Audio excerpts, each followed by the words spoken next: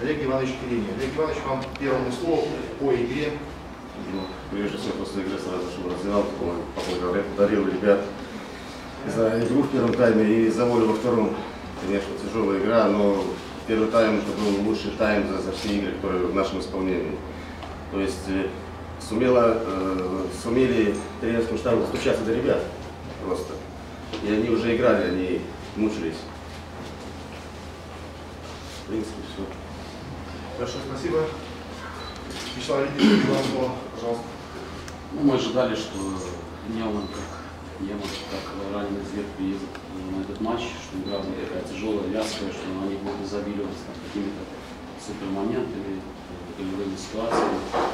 Поэтому готовились, соответственно, к такому матчу, где, скажем, победу надо было, как я сказал, на установке не выигрывать, а выгрызать, вырывать у соперника.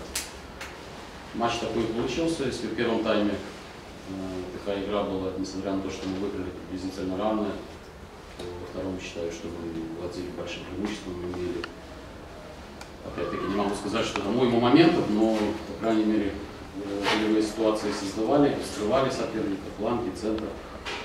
Но, к сожалению, мяч не забил.